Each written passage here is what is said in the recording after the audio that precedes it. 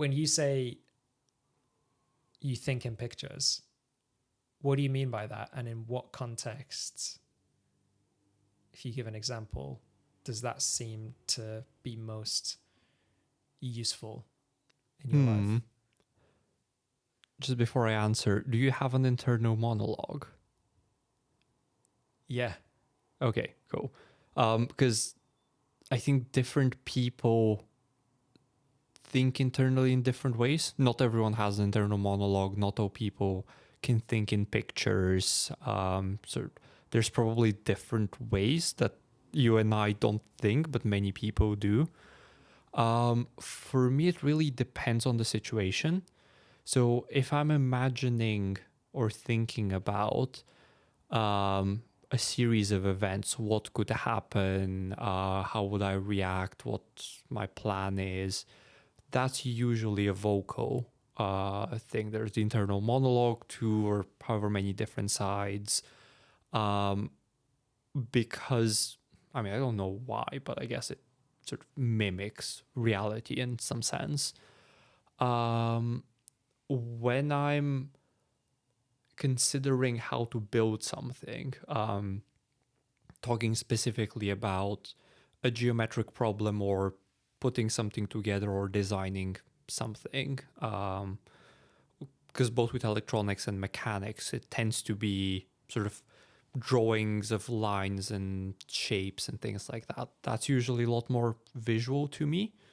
And the way that it kind of manifests, and I think I have pretty good spatial thinking, is there's kind of lots of lines. You know how when you sketch an object, you just sketch out the outside lines. That's pretty much how I picture things. So they're kind of a rough sketch of what I imagine it to be or how I want it to be, and then I can move them around, tweak them, sort of adjust them to make it work. But I suppose now that you've said that thing with when you're watching a podcast, evoking images and shapes and colors, that definitely also happens, but that's more if I'm imagining situations. So if I'm reading a book, it would be more like that. I not necessarily would have an image of the character, but I might have a color or something like that. So Or a feeling, right? Sometimes. oh, definitely. Yeah. Like an energy in some way. Oh, energy definitely. If the scene is quite dark, quite tense, you get like a deep blue or deep green color, maybe deep red if it's tending towards violence. And I guess finally is the hand gestures. I think I also do the same as you, where if my brain is working, my hands just go nuts and they try and explain things.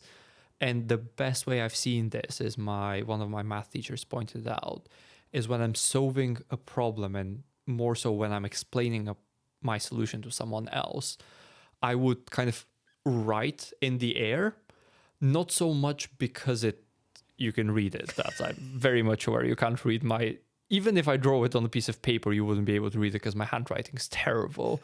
But it's more so kind of like its own memory space, if that makes sense. Like I would write a formula and I would immediately be able to recall it much better than if I had just thought about the formula.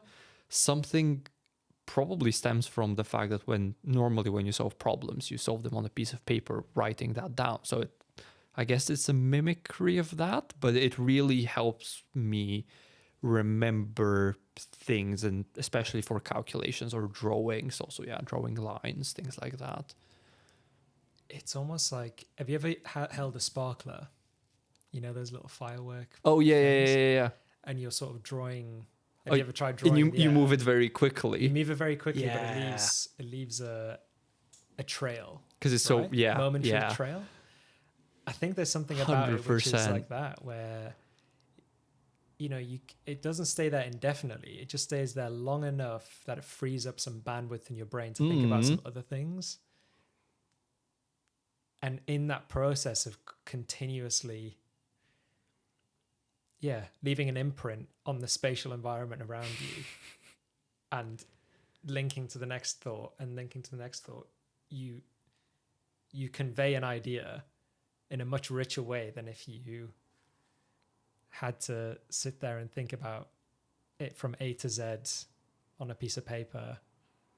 Definitely, but Yeah. also as a way of explaining, because if you are sort of the visual cues help, because if you're saying A, then B, then C, then D, sort of even doing the simple motion kind of conveys the meaning that one follows the other, and that probably also helps your perception Yeah. as well. Damn. The human mind is weird. Very weird. I would love to, do neuroscience and just learn more about the brain, or psychology, or ideally both, really. Before we go to trade-offs, there is a bit of a trade-off with visual thinking, Okay. because sometimes the visuals can be so powerful that they cloud your freedom of thought to consider other options. If someone mentions something and that manifests in your brain, for you to hear that same thing again, like shortly afterwards, and to think about something completely new can be quite difficult. Yeah. So it's almost like the stronger the visual is in your head, the harder it potentially becomes to free your mind of that visual. Right, because it leaves such a big imprint that you can't really escape it. Yeah. And then if certain narratives unfold in your head continuously, it's almost like watching the same movie again and again, like you know what's going to happen. So it's sometimes difficult to take a detour. Isn't that true of any thinking that you apply, though? I guess if for you images are more vivid than internal monologue, that would manifest and be the more powerful, more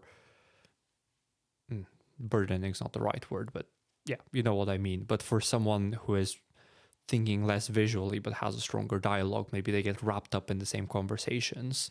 Yeah. So whatever medium the narrative is unfolding in, if you're operating within that medium, it's very difficult to change direction. So then you want to combine the different mediums to give you different options and be creative within your own thinking. Wow. Okay. So if you are someone who, let's give an example of, if you journal all the time to try and process your thoughts, and your thoughts aren't going in a direction that is actually helping you, maybe it could be useful to try a completely different medium to explore those same thoughts. Probably. Because it'll give a different flavor, at least. Yeah, because it probably similar to what we were talking about of having knowledge in different areas and using one in the other. It's probably a similar thing. It would be difficult if you haven't practiced that way of thinking, or if your mind doesn't work that way. But yeah, it would probably give you a different perspective. I love that thought of the domains of knowledge don't have to be distinct in terms of science versus art versus music or whatever it is.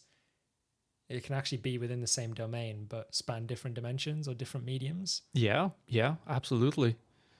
That's why when we were doing brainstorms at Innovia, you've probably prepared a few, but you try and prepare different stimuli for people. So getting pictures of things that are relevant, or listing ideas of things that are broadly adjacent, and people have a conversation, and you draw and you leave people their own time to also consider, because anything can really work in discussion as well. You branch off ideas from others, all of these different things. Most of them probably don't give you the best idea, but each one gives you a nudge and it might manifest in a good one.